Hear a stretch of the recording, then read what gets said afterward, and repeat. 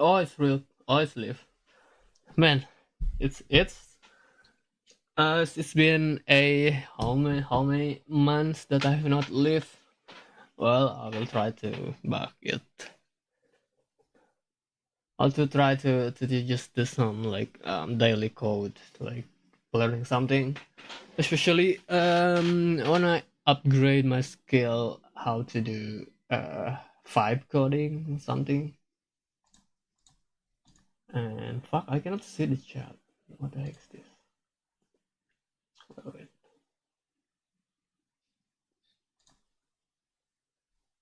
Yeah, great.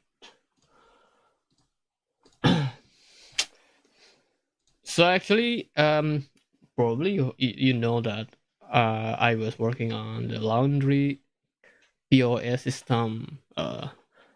Back then it was using WordPress, but now I'm gonna not gonna, but I'm working on a change it from WordPress because it suck, the WordPress it suck, to just like using the,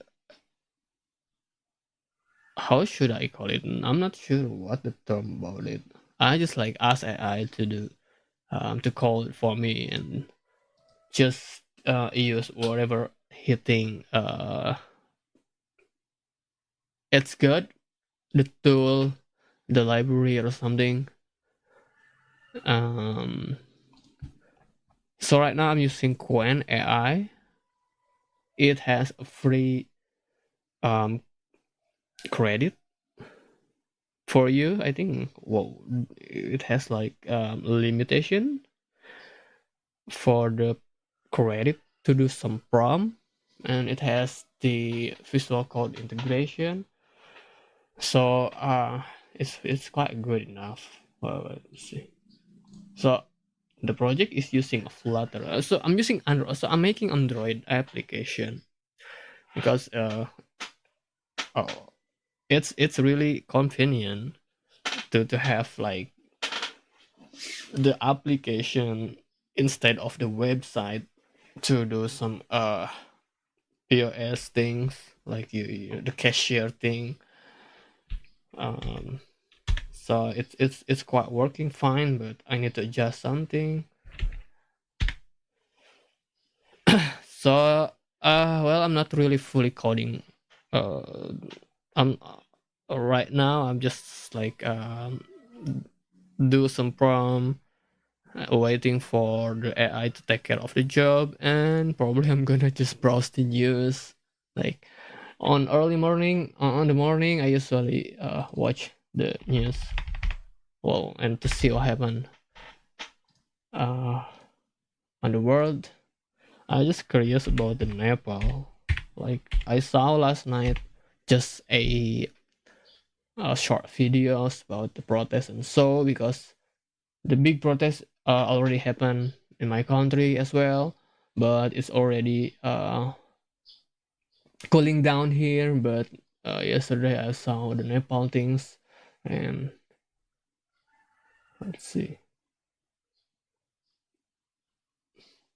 the ex, the wife of the ex prime minister, fuck it, die. Oh, let's see. I always use Al Jazeera when it comes to news, especially on the Asia.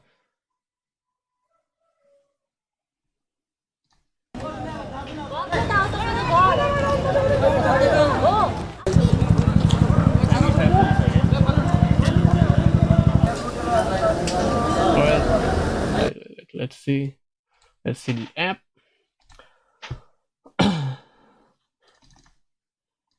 Okay. So I have some requirement that affect the receipt. If you take a look at this, I got a printer thermal here, and I need to do something like the manipulate the data, because that's the requirement. Not bad thing, not in a bad thing. The mod will modify data because it's a requirement for like the agent and the customer relationship. Let's see, I got a discount here. I got the agent. I can save it.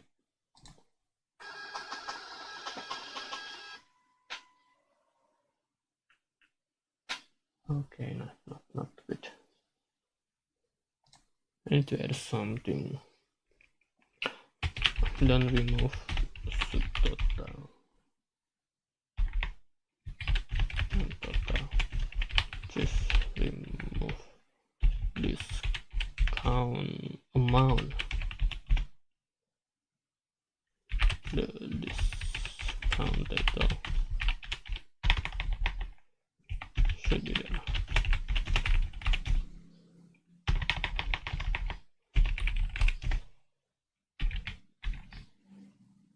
So always make the discount 0 if it's for customer.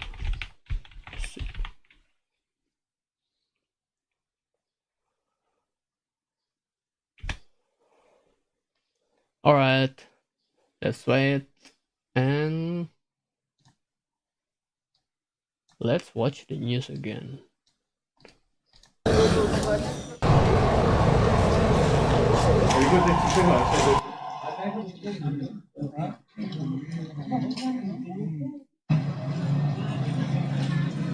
Fuck is too much. Sorry. What's this? The military has been gone. It's come down to the city and so. Man, that's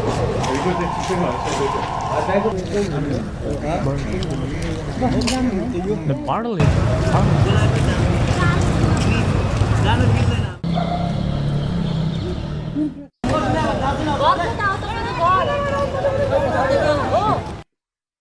Damn, it's worse. It's worse there. 5 hours ago. Let's see. The Nepali capital remained quiet on Wednesday following 2 days of demonstrations by young protesters, leaving dozens of people dead and hundreds injured. Armoured vehicles patrolled the city to contain vandalism, looting and arson as demonstrators celebrated the resignation of Prime Minister KP Oli on Tuesday.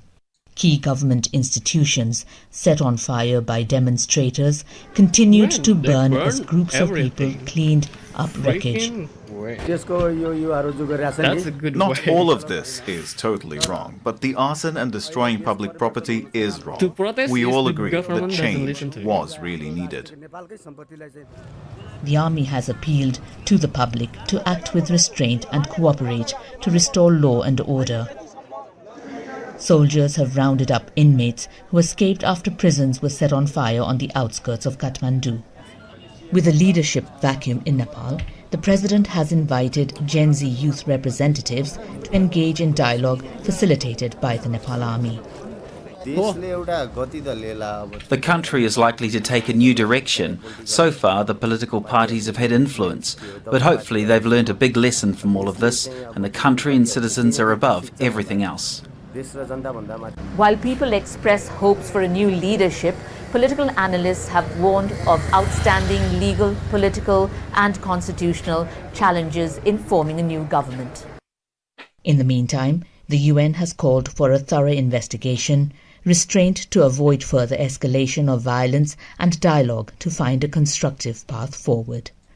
Ramyata Limbu, Al Jazeera, Kathmandu. Don't miss out. Get the full picture. Subscribe to Al Jazeera for reliable news, expert insight. Like, share, stay ahead. Forget I have not made coffee.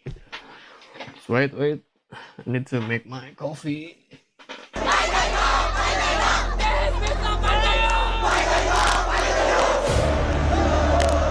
The entire country has been witnessing these protests.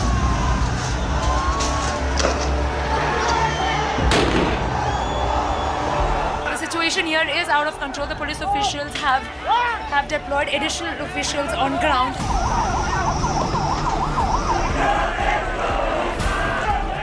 resignation of the Prime Minister.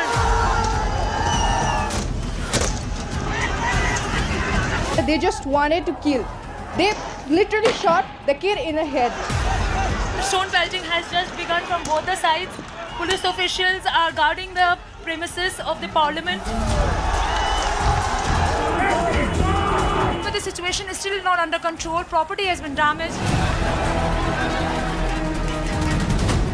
This is just the beginning of all the solutions.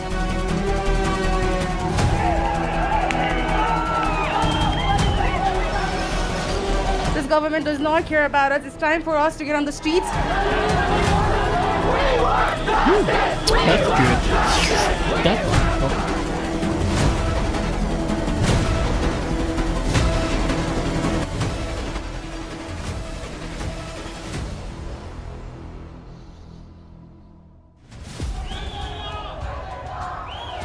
Thousands of young people took to the streets.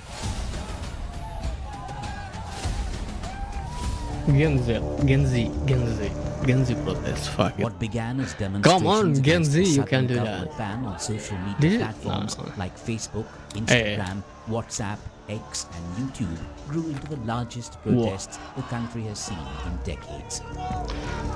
What's happening in the world? I saw like This in is Australia, Nepal. UK, At France, least 22 people were killed and hundreds were injured. and then on Serbia, if I'm not mistaken, there are protests everywhere. Although KP Sharma Oli's government lifted the ban after protests intensified on the 8th of September, there was no let-up in the demonstrations the following day.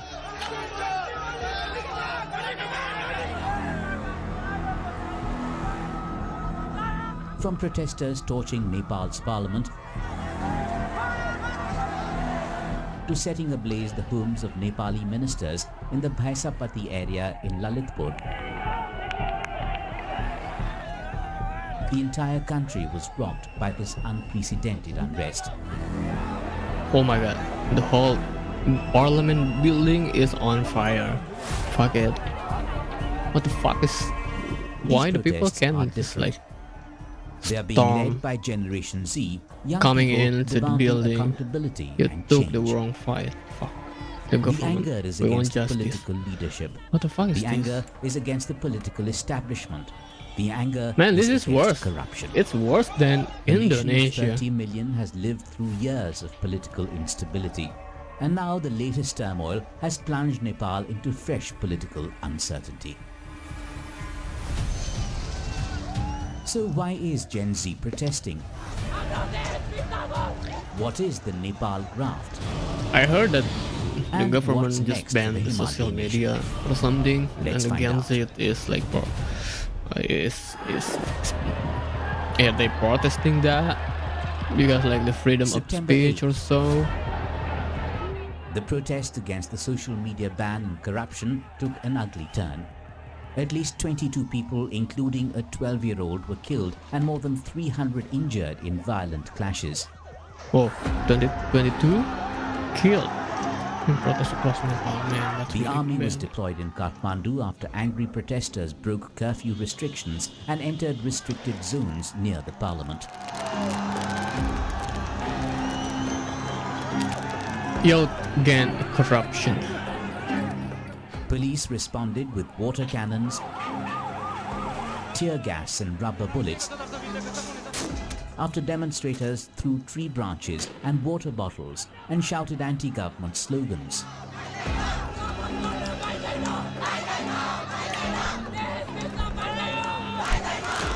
We're here today for the anti-corruption ban and the ban of social media. There are people dying in the streets. I've seen 10 different people, more than 15 actually, more than 15 people dying, being shot. There is not enough ambulances.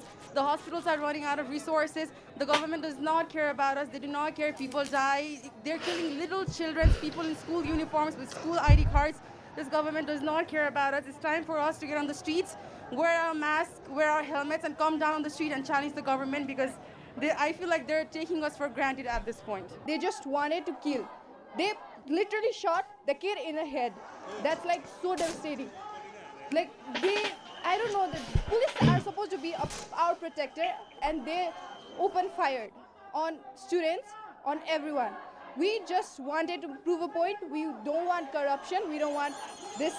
We don't want them to lead our country. Yeah. And they just Yeah, we don't kill want a corruption people. Like on our life government, doesn't right? matter to them. It's stuff, like we pay a tax. After the deadly protests on the 8th We of pay good September, the government that lifted the social media already ban has late a at tax night, on it. but the anger Fuck it. remained. When the incident happened yesterday, I was in Tinkune 15 near is the you site found. of the What if tragedy. this? No, It it's left me not deeply issue, it's emotional. warning. I can hardly put that situation into words, though I believe we all felt the same. When I saw children dying, it felt as if I had lost members of my own family. In the unrest, the homes and offices of senior leaders were attacked and vandalized. Pressure on the government mounted quickly.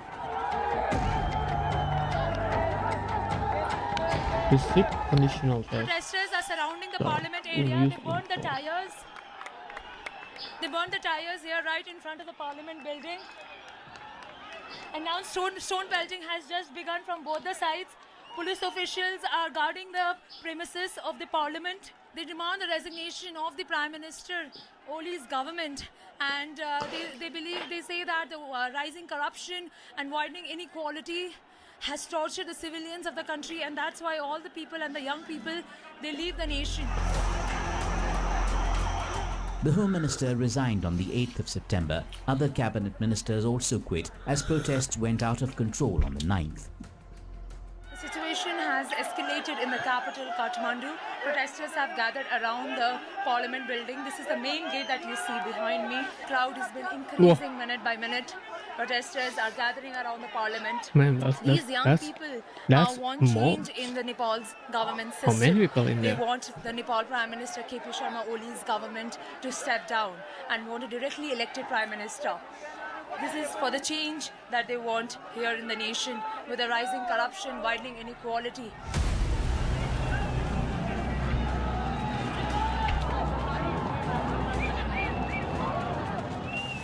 Anti-corruption protesters breached and torched Nepal's parliament building. With anger against the government showed no signs of abating, forcing Prime Minister KP Sharma Oli to quit. Let's try. Oli stepped down shortly after hundreds of demonstrators entered his office shouting anti-government slogans.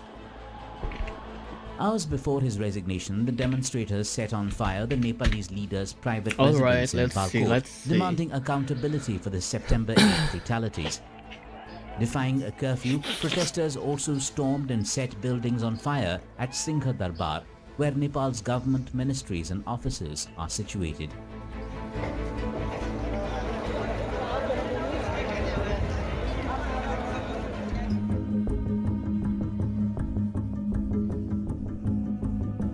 The spark had come on the 4th of September.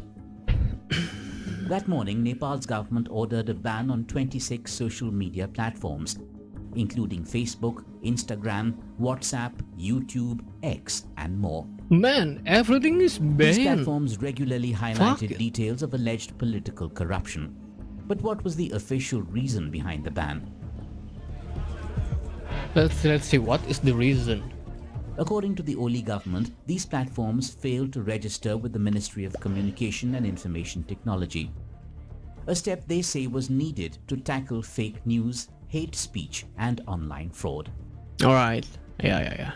A notice said these social media giants were given a week to register with the government, starting. So it's kind of it's like Indonesia that the platform directions followed a need to Supreme Court register order last year. To our system. The social media giants were asked to establish a point if they of want contact, to continue the service here. Officer. Yeah, but we did it like a long time ago. But actually, on the protest like last month, we cannot do a live stream on the TikTok and Instagram, if I'm not mistaken. Okay, let's see. The total is 50. Okay, let's add some discount here. The requirement is the agent should has a 20% discount, but the customer doesn't need to have that discount. Let's save it and 44. Okay, let's see.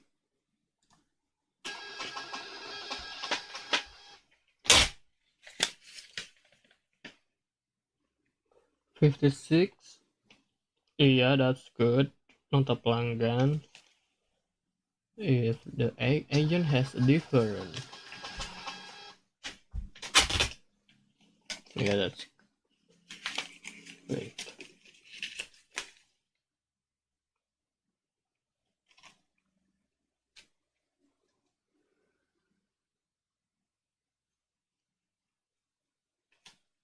Oh, it's going to percent. Oh, okay. No, I need to just do no.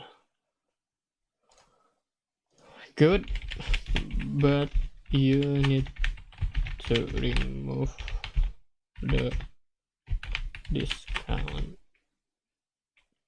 percentage to after discount tax if order sum as item.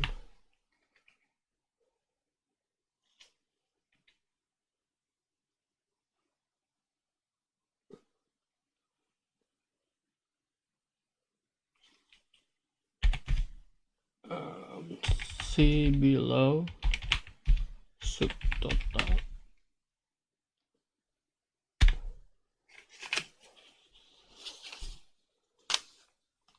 So this is the this is the I don't know. This is the actually of the content of the print receipt. I need to modify it a little bit because there is some mistake on the. I need to remove the discount. Here you can't see it, so whatever.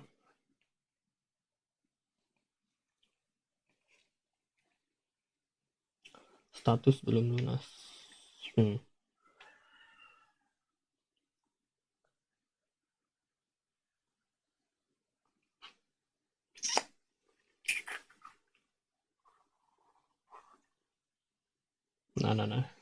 We need to remove the status.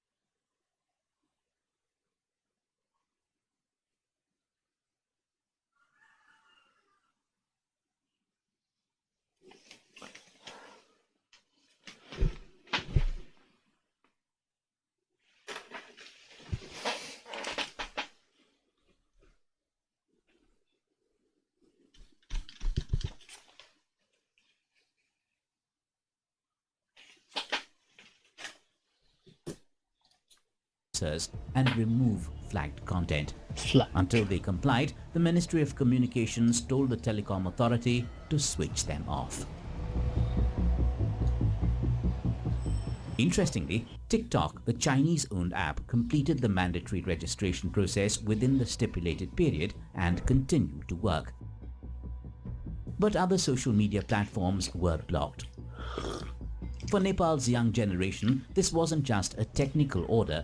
It felt like their voice had been silenced. The voice had been silenced, yeah, of course. The freedom of speech. It is how they connect, share ideas, and organize. Yeah, the problem is, I agree with the statement from the news. So that part is also a bit effective. Social media can be useful to become a part of the democracy, but really feel bad about the government's decision because we run it our always business through use Facebook, it and if it is might be, closed, our and business probably will be affected. Facebook it also will be allows us to used for communicate with our spreading brothers living fake abroad, so it should information, not be banned. propaganda, like the bad Until now, propaganda. Gen Z So had only expressed themselves on social so media. I think They had that's not why the taken to the government streets. step up Now that social media has been shut down, those to who do relied on some online businesses to have are some in serious control trouble. over We have realized that we need the to raise our usage of the voices. platform. We need to take to the streets. The Gen Z generation must speak out against the disorder that this government and its leaders have caused. According to a report, the number of Facebook users in Nepal is around 13.5 million, 13? and Instagram is around 3.6 million. 13? Many We rely have on like social almost media for their businesses. 100 million users. But is social media the only 100 reason for billion. these Oh, no, no, protests? 100 million. Why is there so much anger here? The international media believes this is happening because social media is banned. But no, this frustration has been building for over 2 decades, fueled by corruption. Every one of us has had enough. These thugs have troubled us time and again, and what you see now is just a spark ignited by social media. Protesters opposed the social media ban, but their anger went further. They raised questions of corruption, nepotism, and lack of accountability, often using the phrase Nepo babies to criticize political privilege passed down through families. For many young Nepalis, the social media ban was only the last straw. The demonstrators tapped into long-standing frustrations.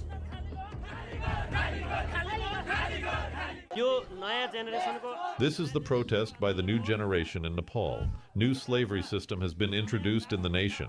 Nepali youth's age is being sold. High post officials are involved in abuse of power. The human rights is being violated by the 3 major political parties, Communist Party of Nepal, the Radical Nationalist Party, and Nepali Congress, which have been secretly supporting the slavery and Maoist center federal government, also has remained silent over the issue.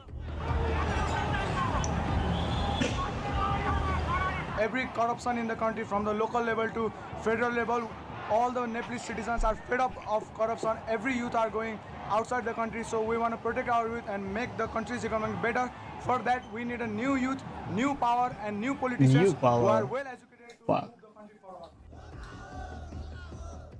We want this country anti-corruption or corruption-free, so that every people can easily access to study, hospital, medical, and for the bright future. There's something suspicious about our political leaders and their families. Social media has already exposed it, and now the world can see. To silence this, the government banned social media.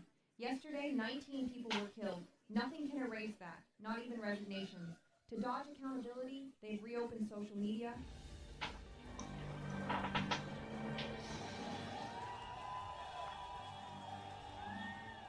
Ask young Nepalis why they are protesting, and one word comes up again and again: corruption. Fuck it. Fuck it. For them, corruption is not just about money under the table, it's about a few powerful families growing richer.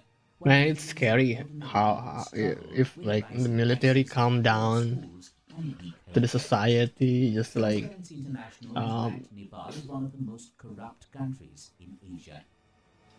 walking around the city, roaming around, and they ask you, like they stop you and asking you something, and that's scary. That's the scariest thing. The phrase is also used to describe corruption that feels systemic and terminal. Unless they don't have a gun, well, they have like a weapon. Protests which spread to other countries have called them demonstrations by Gen Z, driven by young people's frustration with a perceived lack of action to tackle corruption and boost economic opportunities.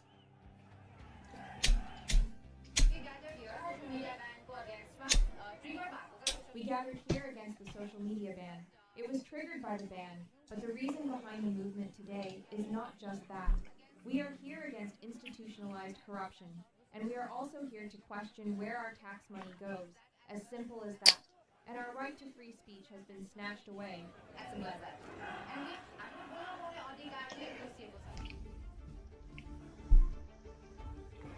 Let's take a look at some of the latest corruption scandals and controversies that have gripped the nation. A parliamentary investigation found that at least $71 million was siphoned off during construction of the Pokhara International Airport. The loans had come from China's Exim Bank, but instead of going into the airport project, much of the money disappeared through a web of politicians, government officers and contractors. The probe even recommended charges against senior officials. The scandal at PIA underscores broader challenges in Nepal's infrastructure development.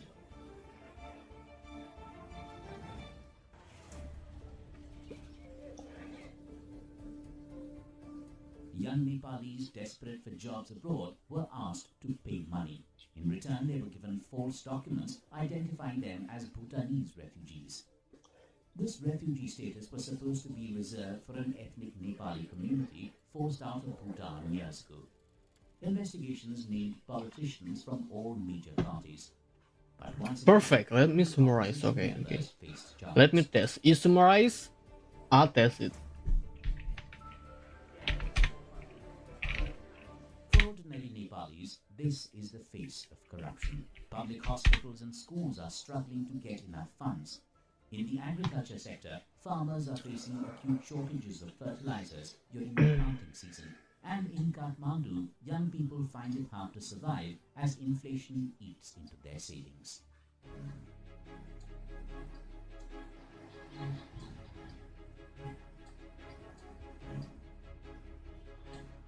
In a country where the biggest crisis is jobs and getting one is a huge task, most of the Gen Z population of Nepal relies on social media and content creation for income. Gen Z or Generation Z refers to people born between 1997 and 2012. They succeed the millennials and are known as digital natives because they've grown up with the internet and smartphones. Digital native. Gen Z is succeeded by Generation Alpha or those born in or after 2010. For most members of Gen Z, social media is deeply embedded in their lives. This is also significant considering the protests in Nepal were triggered by a social media ban before it snowballed into an anti-corruption Let's test it. According to the Nepal Living Standards Survey published by the National Statistics Office, the unemployment rate in 2024 was 12.6%. This is more than a point higher than it was 5 years earlier. These figures don't show the entire picture. They represent only participants in the formal. Oh, I cannot scroll on this. Majority of Nepalis who work without officially reported jobs, mostly in farming. Unemployment is heavily concentrated among younger adults who hope for Discount finding new atau pelanggan ya. Hundreds of young men and women leave the country every day to serve long-term contracts in the oil-rich countries of the Persian Gulf and Malaysia. That should take care of it. India as seasonal migrant laborers. Government data shows that more than 741,000 youth left the country last year, mainly to find work in construction. Status? No, we don't need status. Okay, let's how about this one?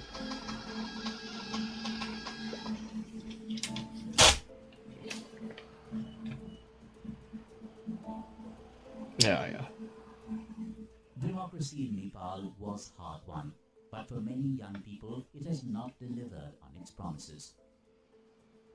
Among the protesters, there is growing anger at the country's political elite. Images of sons and daughters of powerful leaders living in luxury, flaunting expensive cars and designer clothes have gone viral online. Status belum lunas. Okay. Like proof of how unfair Okay. Nice. One name that comes out is the family of former Prime Minister Sheikh Bahadur Gilba. Oh, wait. If sparking resentment among young protesters who struggle let's see. with daily expenses and limited job opportunities. Shit, I cannot. Whatever. Since the new constitution was introduced in 2015, just 3 leaders, KP Sharma, Name Andre, and Sheikh Bahadur Bilba has Bone. taken turns leading the government. Each Prime Minister's time in office has been short, often just a year or two. Yeah. For many young Nepalis, this endless cycle of leaders swapping positions feels like an Okay, electoral nice. Game of Thrones. A system that benefits politicians and their families while leaving ordinary people behind. Wait. KP Sharma Oli became the Prime Minister of Nepal for the third time after he was elected in July 2024. Just over a year later, he's been ousted. If I put some discount, let's say The 73-year-old leader's 10,000. once again pushed Nepal, which has had 14 governments in the last 17 years since the abolition of the monarchy, into political instability. The Tribhuvan International Airport in Kathmandu has been completely shut down following escalating protests. According to reports, smoke was seen near the airport as authorities deployed tear gas to disperse protesters. Yeah, that's good. Right now in domestic airport, our visitors here, the outside is the protesters. Wait. Oh yeah. And nobody going outside. The outside the situation going crazy. Yeah. So everyone Let's remove status from that. inside the domestic airport. Nearly 700 passengers were left stranded at the airport in Kathmandu after it shut down operations on the 9th of September. The condition. I'm standing in front of the gate that I was supposed to board my plane, Indigo plane to Delhi from at 2 this What's called conditional discount? They said that the airport is shut. Discount on print. Everywhere. I believe it was tear gas that they were using to disperse the kids outside who were protesting. Indigo and Air India announced that the flights for the day were cancelled. Passengers were also left stranded at the airport in New Delhi. Okay, that's one. Let's see. I think I can remove it manually. For I think we need to remove the status. Status. Where is the status? Wait. It also issued a travel advisory asking its citizens presently in Nepal to shelter in their current places Unpaid? of residence and avoid No. going out onto the streets. I don't need that. Status unpaid. Indian Prime Minister Narendra Modi also Thank appealed you. for peace and chaired a meeting of the Cabinet Committee on Security to discuss done it. developments in the neighbouring country.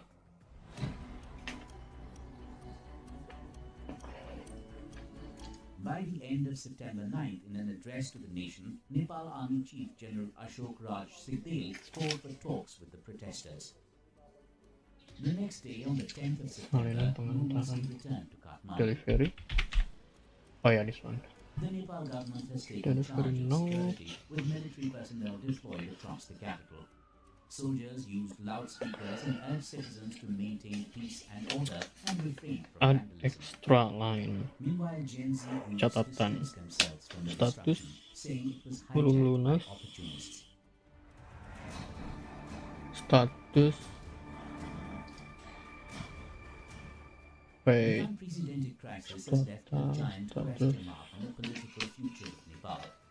According to experts, Nepal could face prolonged political and Add constitutional extra chaos line. unless there's an agreement to form Okay. a national unity government. Remove While stated it will take status. charge of security operations, it is unclear for now who will take charge as the next prime minister. Status status Nepal's Gen Z protests unpaid shaken the foundations of the country's from politics. This is every similar print. to what the world witnessed in Bangladesh last year when youth-led Then protests forced Sheikh Hasina to step down after weeks of unrest. Now Nepal too stands at a crossroads. Whether this movement will bring real political replace change it or with fade like some many others of in the past remains to be seen.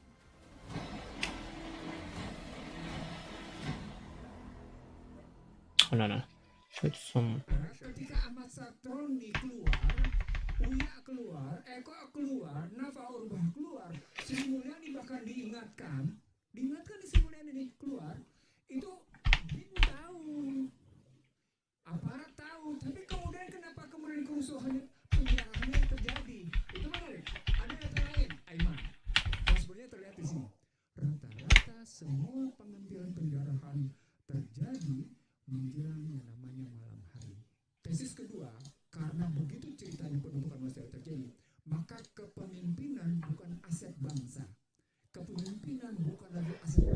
Okay, let's continue watching news.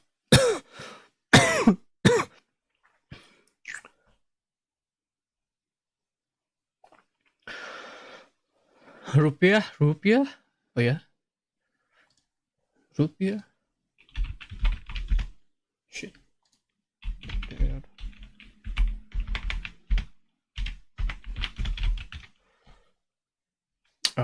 Chart.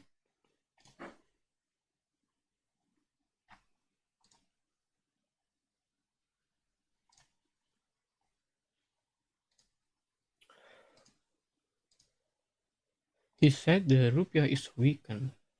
Huh? No, it's not weakened.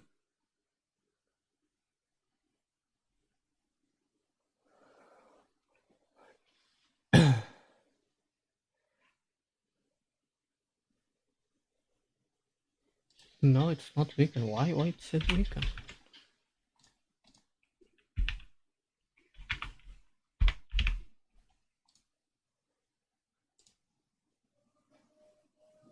Oh, there is volatile here. See.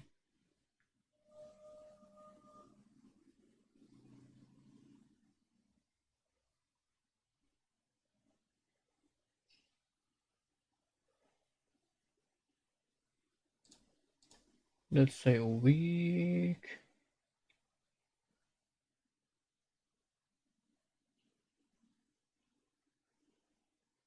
Oh yeah, on September 8th. Let's see. No, it will go down. I think it will go down here.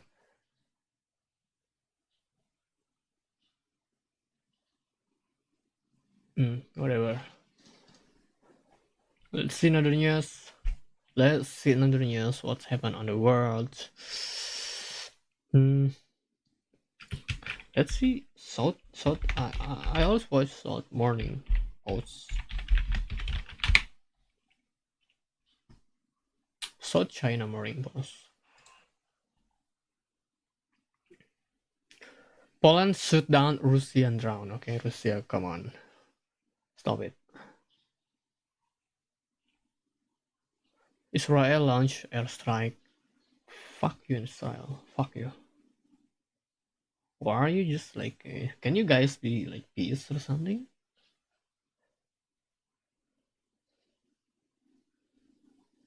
First video from skin of mass shooting in Israel. Oh my god.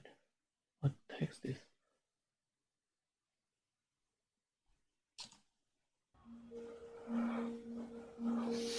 What the hell is happening here? Oh, so many Onesang. Fuck you, Onesang. In order to meet 20-year-old Chinese actor Lin Kionan. Oh my god. Phone is everywhere. Camera is everywhere. How can people live like that?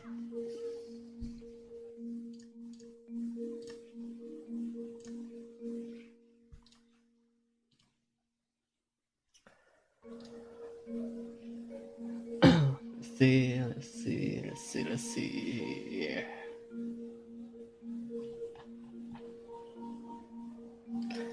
Many criticize fans. Yeah, of course.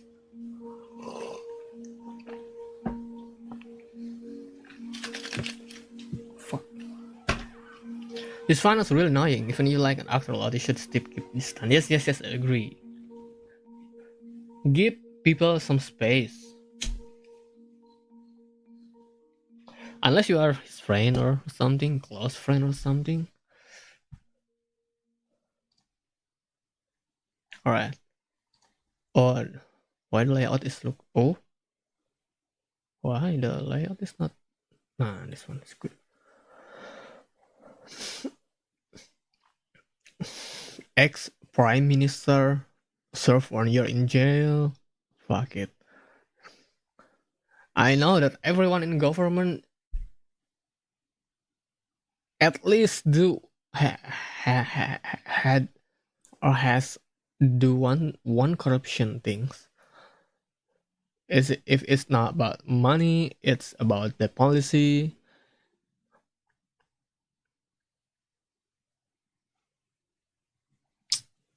New AI2 could pave way for more effective fertility treatment. No, I don't care. China since Seven's best actress in Venice, I don't care. Japan Prime Minister Shigeru Ishiba stepped down. What the heck? Why? Why is he stepped down? この度私は自由民主党総裁の職を辞する Oh. こといたしました。米国関税措置に関する交渉に The negotiation on US tariff Mr. have reached. そのしかるべきタイミングであるとこのように考え後進に道を譲る This is the appropriate moment to step aside and make way for the next generation. Yes. このような形で職を辞することになったことを大変申し訳なく思っております。本当に申し訳ございません。 The question is that the young generation has capability to make some good improvement. 取り組んでまいりますので、何卒ご理解を賜りますよう心よりお願いを申し上げます。先日中国で行われた軍事パレード、中国、ロシア、北朝鮮の首脳が並んで立つ姿を目の当たりにするとき、今後さらに厳しい安全保障環境になる、その危惧を感じます。What's happened here? What's happened here? What was that? He saw the leader of China, Russia, and North Korea. I believe that is when the Chinese hold a party, like a big party, and then they I'm not sure about what, but they invite like so many leader from another country, including from Indonesia. Our president is went there, but he doesn't say our president, so that means the Indonesia is not really what's that called? It's not really doesn't have to be fear of. Yeah, of course, we cannot do anything actually. Our nah, it's suck, you know.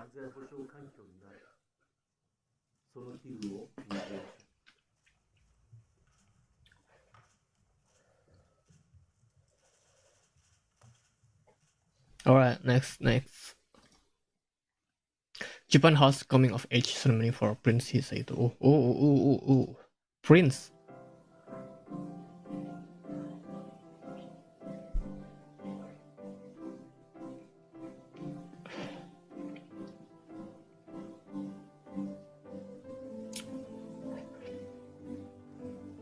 What a ceremony. Oh, what a ceremony. I wonder how's life to become a prince of the country.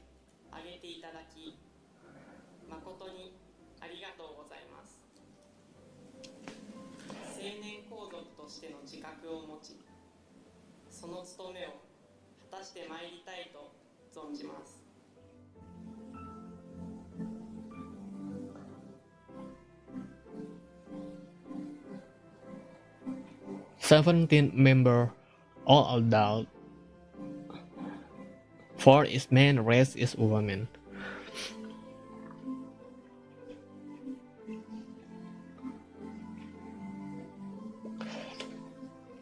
The Japanese imperial system doesn't allow for a female to become. That's interesting.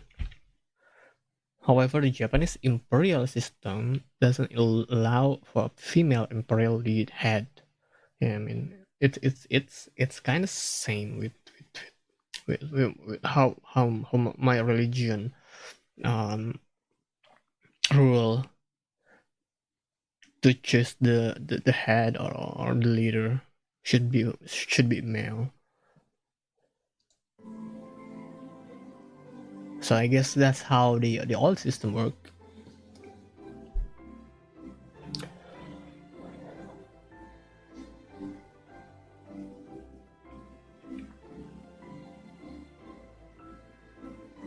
Hisaito is second in line. Alright, I think that's finished.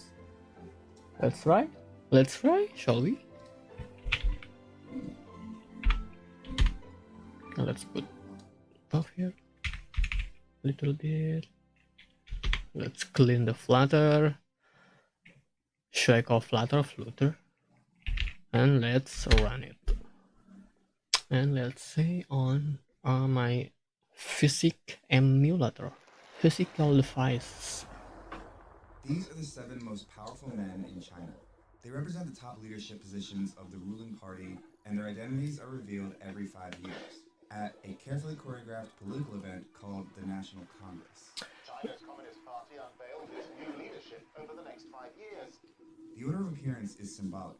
The first person to emerge is the head of the party for the next 5 years. Hu Jintao. At the most recent event in October 2022, that person was Xi Jinping, China's president for the last 10 years, who walked out in the top spot a historic 3rd time after getting rid of China's presidential term limit that restricted all his predecessors to 2 terms, a signal that he may be planning to stay in power for life. The world hasn't seen a Chinese leader like this since Mao Zedong, the revolutionary founder of the People's Republic of China, whose ruthless dictatorship scarred the Chinese people for generations. Xi's been compared to Mao a lot, and he clearly draws from Mao's playbook. But there's something else that connects these two. When Xi was just a young boy, Mao ruined his life. Alright, let's see. Their paths crossed and a teenage Xi from an elite the status should be gone right now. 50 years later, Xi is one of the most powerful political figures in the world and the only leader since Mao to have unchecked power over China. So how did he go from being banished in his country to taking complete control of it? For this one, Xi Jinping's connection this to Mao is formed gone. before Xi was even born. Let's see if I choose the agent It goes back to when a here, bloody civil war was raging in China. the agent always has a discount Gained influence over large swaths of China and controlled a communist military called the Red Army that fought the Nationalist Party ruling the Republic of China at the time. Yeah, it's At this gone. point, the communists were losing bad. The bulk of their army was pinned down here. Yeah, and it's a communist-controlled region gone. originally established by Mao, now surrounded by nationalist forces. And they were running low on food. So the Red Army decided to launch a bold attack to break through the nationalist forces and evacuate the roughly 130,000 Bro, look at this. soldiers and civilians This is left here. man. On October This is how 1994, they made their so move long. It's only and for attacked like a weaker part of the enemy line. They broke through, and even though their numbers quickly one dropped, order has a thousands 3 died, different thousands more fleeing to the a countryside. receipt. Around 86,000 Not sure how why they want to do it like that. But well, whatever. March. The journey to establish a new communist base far from the nationalist forces. Okay. Mao, who used to be a military leader, wasn't in charge of this. I guess I need He insisted to on using remove guerrilla manually. tactics, which had heavily influenced the Red Army earlier in the war, but Let's see. Thank you. An extra line. Thank you. That's line. That's line. Wait. That's line. What is that? Yeah, I have to dash line here.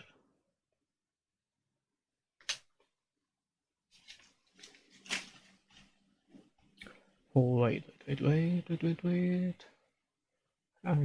add dash line extra line. 1, 2, 3.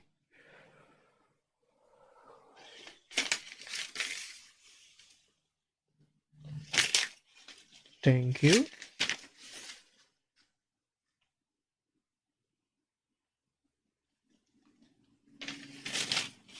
I need to remove this one. I think I can remove.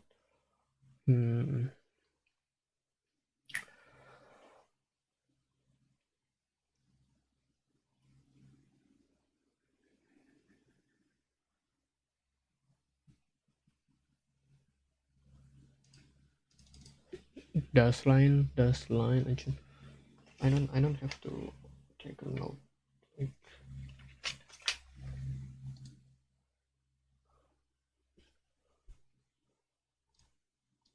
Let's see. Oh yeah, there is 2 dash line here. Ready? No.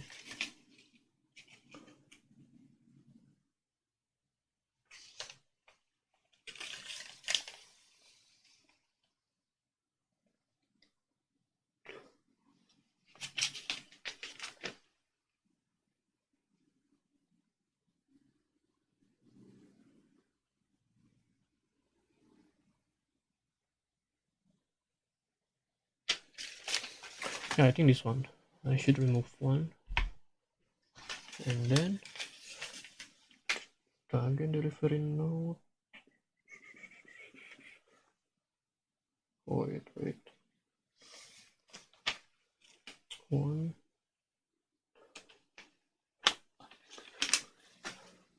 Wait.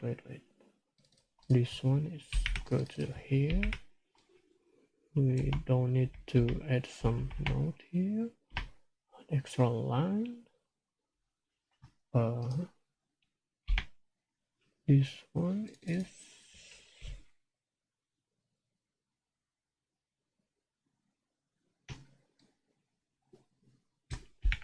something like this, probably.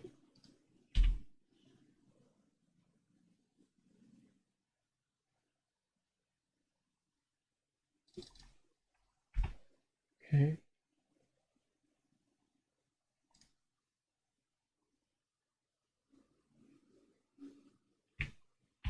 Yeah, I think that's one.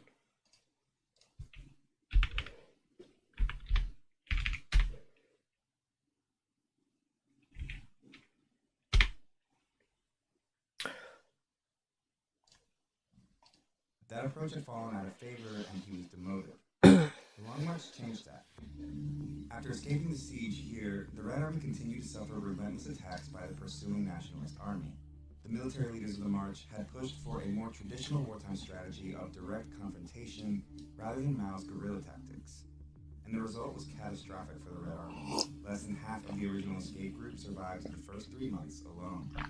So it was at this first stopping point where Communist Party leader Zhou Enlai This is how you do vibe coding. So and Mao picked an let the AI to the job for you, and you can do anything else. You can just like, yeah, if you have another task, you can do another task. If you don't have anything to do, yeah, you can just like watch some videos, watch some movies, or even playing games. Where a guerrilla base led by a communist revolutionary named Xi Jinping. Yeah, this one is good. Bringing the Long March to an end. Alright, let's see. First one. In the end, fewer than 8,000 of the original marchers survived. Even if thousands died on the Long March from starvation, fighting, and disease, Mao's leadership was credited with saving the Red Army from total annihilation. And he became the de facto head of the party as well as the military, entrusted with rebuilding the army to take on the nationalist forces for total control of China. Wherever and however the red troops move into battle, they spread the glory of Mao Zedong. This is a good stopping point in the story to talk about how power in the Chinese Communist Party, or CCP, works. Officially, the highest level of authority is a group called the Central Committee, and is responsible for all of the party's major policy decisions. Within the Central Committee is a select group of officials called the Political Bureau, or Politburo. In most communist parties, like that of the former Soviet Union, the Politburo represents the most powerful members of the party besides the General Secretary. But the Chinese Communist Party has a key distinction that makes it unique. It has one more, even smaller selection of top officials who ultimately have the final say. An elite class of Politburo members called Politburo. You cannot see the content, but it's there, you know. I don't know, like it's there, so it's okay, nice. The only thing is Mao's promotion during the Long March landed him here, in the highest position of the military and Politburo Standing Committee. Even though he was considered the de facto head of the party party went long marching late in 1935, he officially became head of the party in 1943. With both the party and the military under his control, Mao began to exploit the system to ensure he remained at the top for the rest of his life. At Mao's first National Congress as the official party leader in 1945, the party introduced a resolution that brought its influence to a whole new level. It unified the party around a single understanding of its history and declared Mao's political ideology, later called Mao Zedong Maoism, as the unquestioned guiding principle of the Chinese Communist Party. Basically, Mao's ideas or policy decisions could no longer be challenged by anyone. It was here he unveiled his equivalent at the time of the Politburo Standing Committee, the four other top party leaders, all long marchers deeply loyal to Mao, like Liu Shaoqi and who go on to hold some of the most powerful positions in the on company receipt before thank you People's Republic of China, PRC. before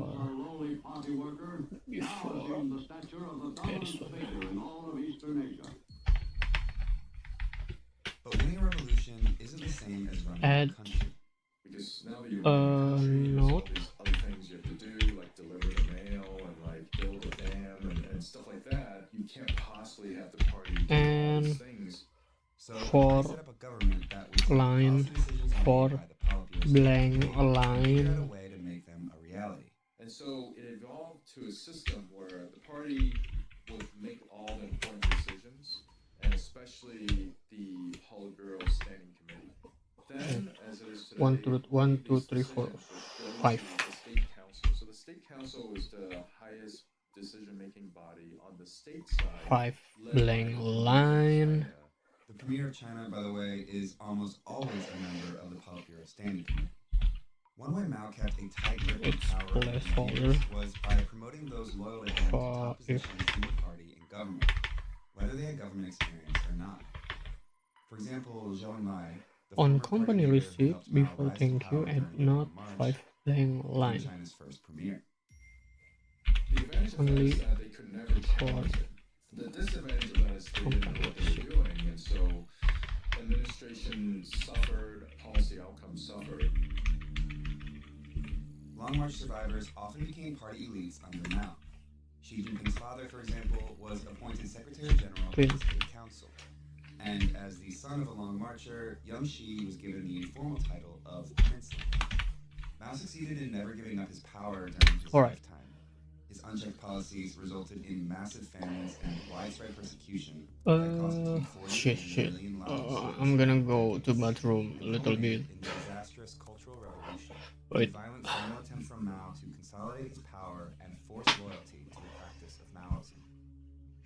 The idea was to make himself and his ideas eternal, the way he viewed communist figureheads like Lenin and Marx before him. Anyone that didn't fall in line with Mao's ideology was publicly humiliated, impoverished, excluded from society, and in many cases, executed, either at the hands of the army or by a militant youth group obsessed with enforcing Maoism, the Red Guards.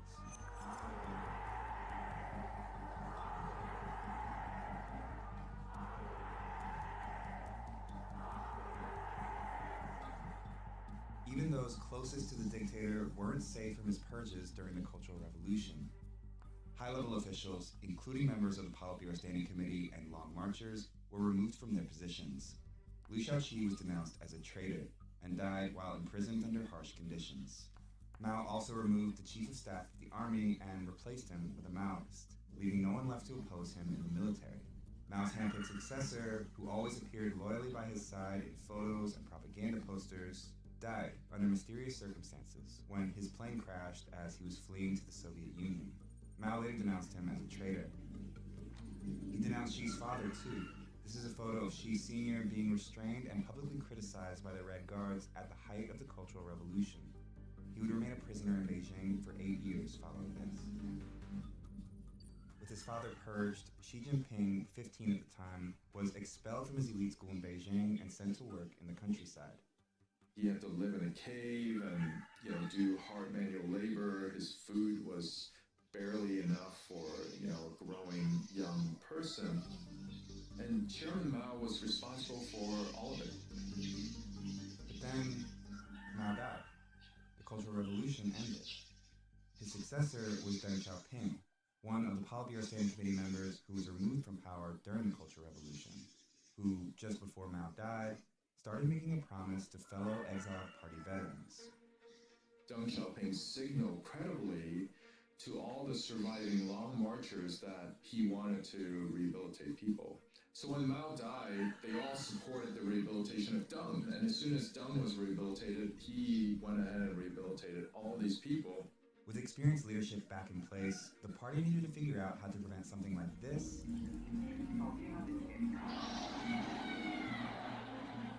from ever happening again. In order to undo Mao's cult of personality, the party introduced a second historical resolution in 1981. It condemned periods of Mao's rule and emphasized a renewed commitment to collective leadership, vowing to oppose the consolidation of power around one person moving forward. The successors to Mao didn't want a dictatorship, so they divided up these positions and put them in the hands of different people. Like Mao, Deng kept tight control over the Central Military Commission as its chairman, and held a leadership position in the government, but was never head of state. He never held the highest position in the party either.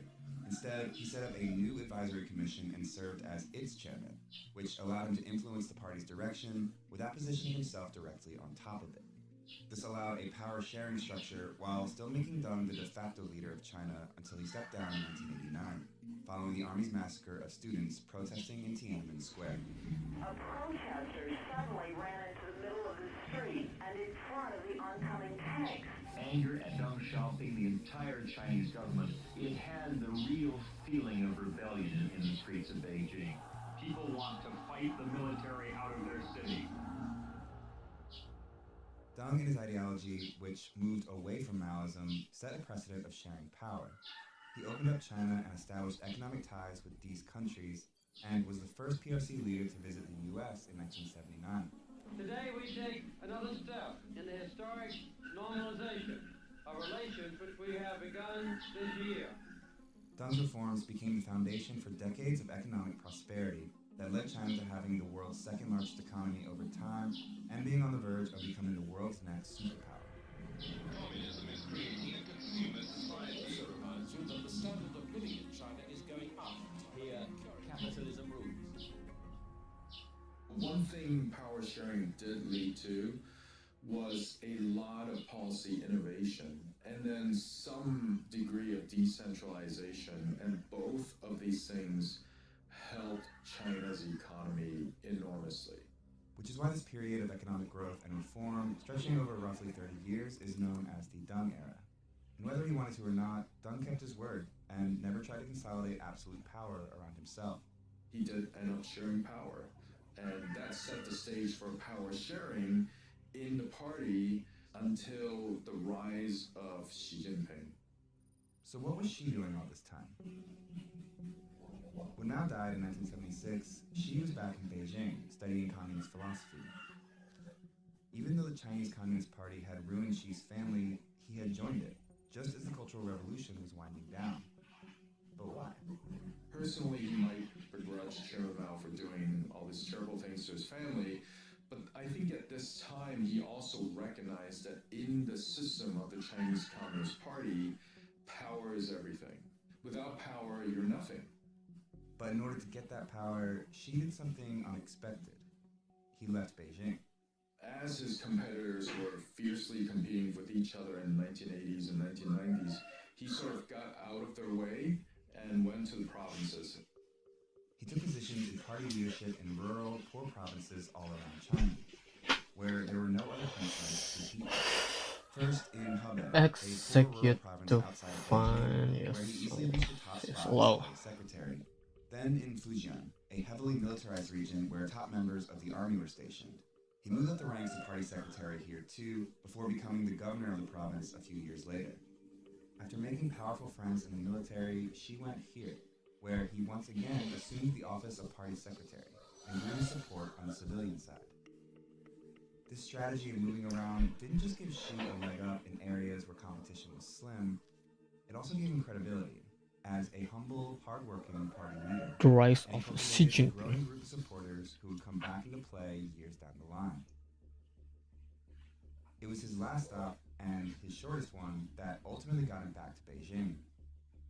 A brief stint in the top party spot in Shanghai in 2007, where he rehabilitated the city's image following a high-level corruption scandal.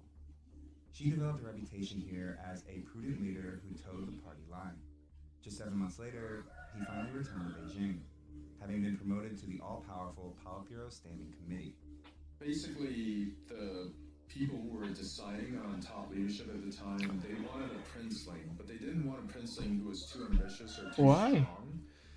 So Xi Jinping, he was seen as less ambitious because he was willing to go to the countryside and work in lower level positions. When Xi emerged at the 2007 National Congress and leadership unveiling, he was one of the 9 most powerful men in the country. It was at this moment that his strategic climb over 17 long years in the countryside paid off, big time. Overkill. Yes, hello. 2012, Xi emerged at the top spot in the party as China's leader. Now, the elite son of a former revolutionary turned exiled peasant turned party darling was poised to seize control of everything. Like Mao, Xi Jinping believes that rallying around a single figure is crucial to the party's survival, rather than the collective leadership Deng's reforms had normalized. So, pretty much as soon as Xi Jinping came to power, he started getting rid of people.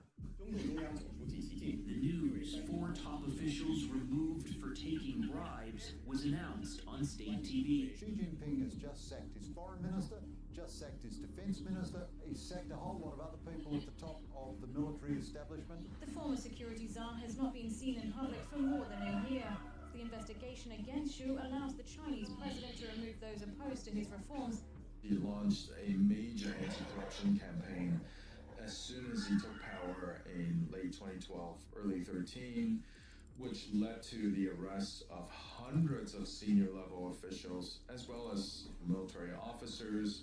These purges targeted Xi's rivals in the party, whose vacant positions he filled with his own supporters. After this massive purge, Xi Jinping was in very tight control over both the party and also the Chinese military, thereby making him the most powerful leader of the Chinese Communist Party since the death of Mao. That pattern continued in the second term, where he unveiled 5 new faces of the Politburo Standing Committee, 3 of them with close personal ties to Xi. In 2021, Xi pulled off one of his most dramatic acts yet, to enforce his influence over the Chinese Communist Party. He introduced a 3rd historic resolution that unified the party's ideology around one clear line of thinking: Xi Jinping thought. Xi's personal political ideology would now be the core in the party's thinking, political stance, and action. Basically, Xi Jinping's ideas could no longer be challenged, and they weren't for many years. During Xi's first 10 years in power, the size of China's economy more than doubled. So did average individual income. So did military spending. Under his leadership, China's presence on the world stage has grown too, positioning the rising superpower to take on the role of an aggressor externally, reasserting claims over parts of the South China Sea, intimidating Taiwan and Tibet, and stripping democratic process in Hong Kong. Inside its own borders, strict internet censorship and surveillance are widespread. What's that? Oppression of Uyghurs in Tibet and stripping democratic claims over parts of the South China Sea, intimidating Taiwan and Tibet, and stripping democratic process in Hong Kong. Hong Kong. Inside its own borders, strict internet censorship and surveillance are widespread. And oppression of Uyghurs, a mostly minority Muslim ethnic group, is marked by human rights abuses. But it wasn't until COVID that Xi saw the first real challenge to his authority. Anger in China is growing. Video showing protesters in Xinjiang fed up with China's zero COVID rules. The boldest public challenge yet for leader Xi Jinping. With these protests all around the country and the party's reputation in peril, Xi reversed the failed policy. Okay, let's test it. But is now faced with a shaky economy and cracks in his unchecked authority.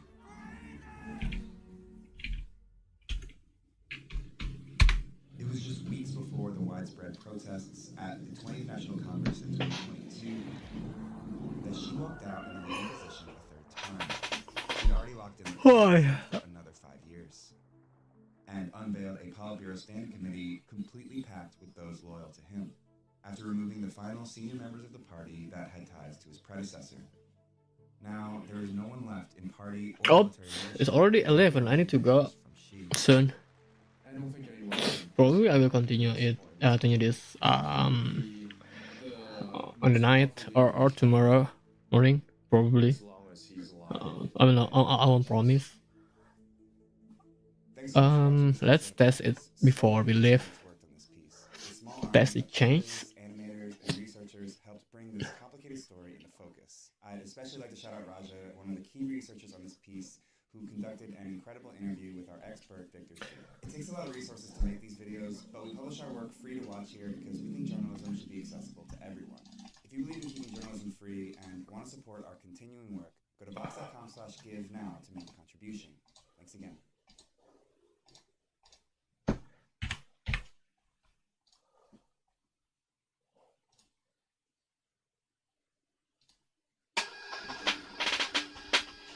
Chinese soldiers preparing for battle. This is what Beijing wants to show the world. With each military drill, China is drawing ever closer circles around Taiwan.